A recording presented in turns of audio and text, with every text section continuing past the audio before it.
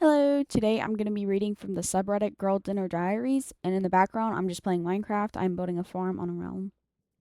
Okay, the first story is I found a second phone, and here is the girl dinner. My husband and I have been together for 15 years, married for 11, have an established life with a child and a mortgage.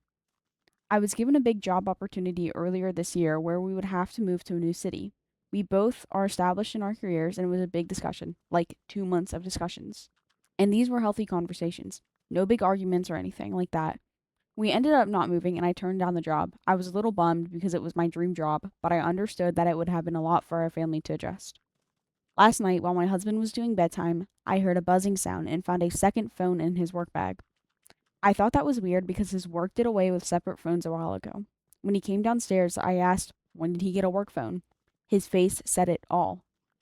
Turns out he had been having an affair for a little over a year, and one of the reasons he didn't want to move was because he didn't want to leave his affair partner. I don't know what to do. Our child is at a slumber party at my sister's, husband is in a hotel. I'm home alone with a lot to process, so it's an easy girl dinner tonight and a large glass of wine. Okay, top comment. So, any chance you can still go after that job? And OP says, it's been a couple of months, so that particular position has been filled, but I did make great relationships, so there's hope. Another comment. Nothing makes me more angry than a woman losing opportunities due to their partner. I'm so sorry. Okay, this one is he lied and cheated for 18 plus years. And this is the girl dinner. It looks very good. Okay. I found out very recently while trying to help my husband that he'd been lying to me since our first date. I feel a great mixture of anger, grief, sadness, betrayal, and fear, and I feel most of this for our children. From the very first date, my husband claimed to have a fairly intense military service, which included being in an elite group and being wounded in combat. He told me multiple fascinating stories about his adventures, and whenever we watched a movie about one of those groups, he'd always referred to we whenever he talked about them. He even showed me pictures from his time in the military. Well, we've been through a tough spot financially due to him, so I've been pushing him to get the benefits he deserves. He used to tell me that he didn't want them because he didn't feel like he deserved them. So humble. The story changed over the years so that he signed them away when he joined a different super secretive elite group. What the hell? I kept bringing it up and he would change the subject. So, being the good wife I am, and knowing that he is not great at paperwork, I decided to find his military paperwork and find the information for him. Instead, what I found is that he never passed basic training. I thought maybe there was an explanation, some error, somehow. I reverse image searched the military photos he showed me years ago, which I had scanned to save on my computer to show our kids one day. Oh my god. They were plucked from all over the internet. They were from different military branches, different times, including some taken after we had already been together. He claimed to have been born in another country and have dual citizenship, and even had an accent when he started drinking. He has never been to that country. His family has zero background there. I talked to his family members. I finally started looking at the bank statements. We kept most things separate, but we have access to each other's account. He lied about how much money he had received. He lied about loans he took out. I know he's still lying about what he did with all the money. It's all on credit cards. He quit his job to start a new business, but instead sat around for months just spending money. Now he can't pay his bills or his part of our shared bills. I also recently caught him smoking after he had promised to quit before we got married almost 14 years ago. I then found out he had been smoking pot secretly, not sure why. Many times he would be out later than he claimed. He assumed I was asleep when he got home. He would always need to clean his car before we went anywhere together. He didn't like riding in one vehicle as a family. He'd frequently catch up in a separate vehicle for dinner out, for example. He didn't like me talking to his family members and even manufactured disharmony between us. When I confronted him finally, safely far away, he didn't try and deny any of it. He admitted to cheating on me, all due to his alleged insecurities. I've never cheated on him or hid anything. I supported him through a bad motorcycle wreck and a heart attack. Now I'm left feeling like the man I love died and I'm left with some imposter I barely know. I told him he needs to leave and thankfully he didn't fight me. I've barely slept in over a week. I have retained a lawyer who will draw up the separation. Okay. And comments? Holy moly, he's a pathological liar. Nothing he says is true. None of his lies were necessary. Dude just did it for shits and gigs. Sadistic. I agree. Okay, this one is boyfriend has a whole other girlfriend. We're meeting tomorrow. Tonight's girl dinner is beef and rice because I needed real food after the week I've had. So I found out 4 days ago that my boyfriend of 3 years has another girlfriend. Not a talking stage, not a situationship, a whole entire girlfriend with matching phone cases and everything. How I found out is almost embarrassing. He left his iPad at my place and a FaceTime call came in from a contact saved as a heart emoji. I answered because I thought it would maybe be his mom or something. It was not his mom. It was a very confused woman who said, "Who are you?" And I said, "Who are you?" And that's how I met Jessica. Instead of screaming at each other, we actually ended up talking for like 2 hours. Turns out he's been telling her he works late nights on the nights he's with me, and telling me he's at the gym on the nights he's with her. This man built an entire second life. Neither of us have told him we know yet. Jessica and I have just been texting nonstop since Tuesday, and we are meeting for coffee tomorrow to compare notes and figure out how we want to handle this. She's honestly really cool, and I'm low key mad he's the reason we met. Anyways, cheers to the absolute audacity of men. This beef and rice is hitting different tonight. Okay, this is another cheating story. I'll switch it up with the next one, I promise. But, anyways, this is my husband is seeing our daughter's preschool teacher, and this is the dinner. It looks really good. I don't even like mac and cheese, but I'd eat that. It looks so good. Okay, anyways. Hey, besties. I'm currently sitting on the tile floor of my pantry because it's the only room in the house where the light switch doesn't make an annoying buzzing sound. So, long story short, my 4-year-old daughter goes to a super cute Montessori adjacent preschool down the road. For the past 4 months, my husband has been proactive about doing the morning drop offs. I genuinely thought he was just entering his attentive suburban dad era. I was literally telling my sister last week that he stepped up. It started off small.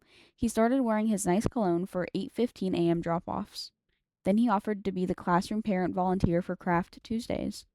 I didn't think much of it until today, when he accidentally left his phone, and I read everything about the affair. I'm numb. I can't stop crying. I don't even know if I deserve this. Okay, this one is I told my little neighbor my dog isn't friendly. Bad idea. Trigger warning. Okay, this is the meal. That's fun. Gross. Okay, sorry. Um, so I don't know what week this is, but it sucks real bad. I've had an awful weekend.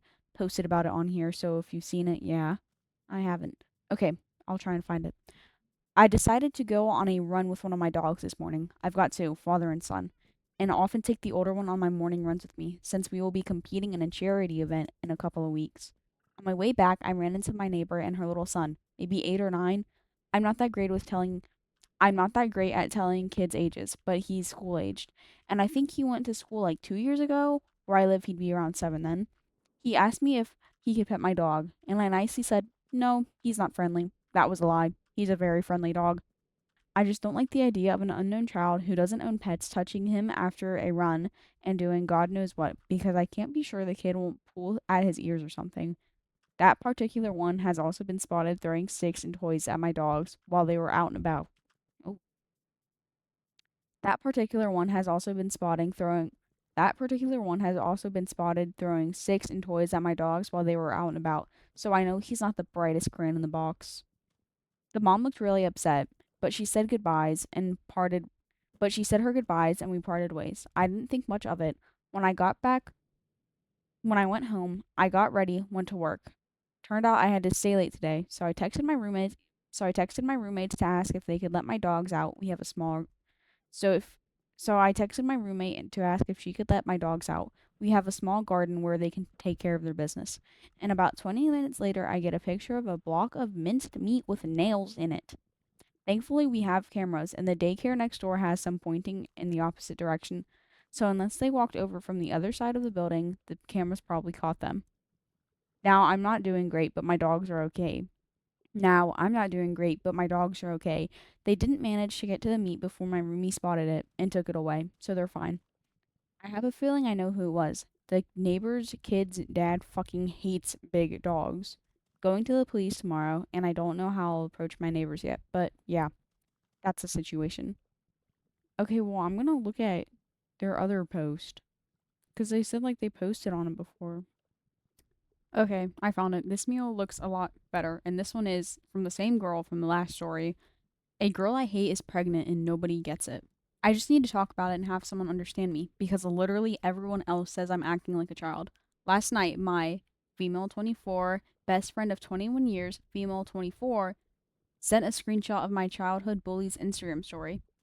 The girl I'm referring to, 25 female, made it their whole personality to keep ruining my life throughout ages 7 through 18 up until we all moved out of our hometown.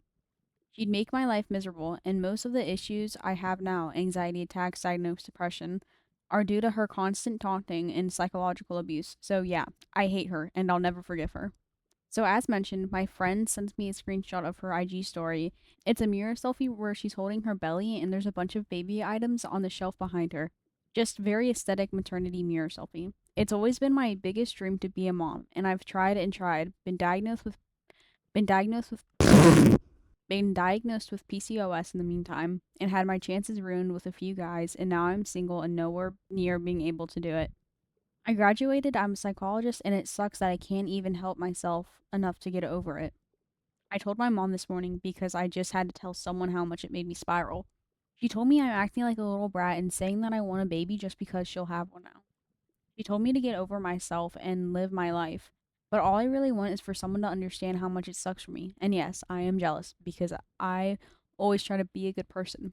And someone so bad is getting it so good while I struggle over here. Ugh. Dang. Man, so her week really does suck. Okay, most of the comments are saying, hey, you're 24. You can still have a kid. Your time's not over. And I agree. But man, that really sucks about her dog. I hope they get people get arrested. Okay, I'm gonna use some filler words for this next one, but I'm sure you know what they are. This one, this one is advice on how I. Okay, hold on. Advice on how I ask my BF to boing me like a grown woman. And this air, they're eating air. Dang. Okay, so I, 23 female, and my boyfriend, 28 male, have been together for 4 years. Wait, what? She was 19 and he was 24. Wait, that's kind of sus. Okay. But we've been together for 4 years, and in the beginning, the boinging was all right. Nothing to text the group chat about, but he got the job done if I was the one doing the majority of initiating. Now that time has passed, I quit being the one initiating or getting on top because the pain was not worth the gain. He'd sklaboosh in like less than 2 minutes, and I'd be left high and what? Fast forward now, and our boring life is non existent. And I see from his Reddit history that he's been having a blast watching films, but won't give me a second glance. When I went to Google something from his computer, the genius left, is it normal to be lustful in a relationship? In his search. So clearly he isn't going through a boing drive issue. He'd rather sklaboosh in a towel to a stranger. How do I express that I need to be boinged soon? Not in that Minuteman shite, but railed like a grown woman. I'm apprehensive to ask because if he's satisfied with his towel and Reddit films, what would incentivize him to boing his boring old bed warmer of a GF? Dang. Oh my god.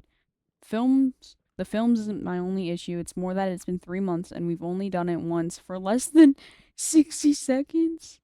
Wait, what? Okay, next story.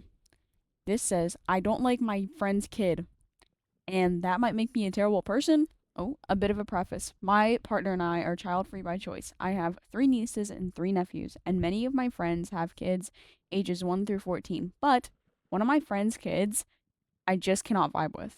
I know it's actually insane to have beef with a 3-year-old, but her vibes are so bad. Like, she's not a cool kid. She def has a personality, but isn't insane to say it's already problematic. She pretends to fall if she doesn't have attention, actively expresses disgust toward my friend and her pets, 3 very well behaved, trained, retired racing dogs, and fake cries until my friend is almost in tears and then will laugh at her. I get that kids are assholes sometimes, but like, damn, I hope little homie gets cool. Yeah.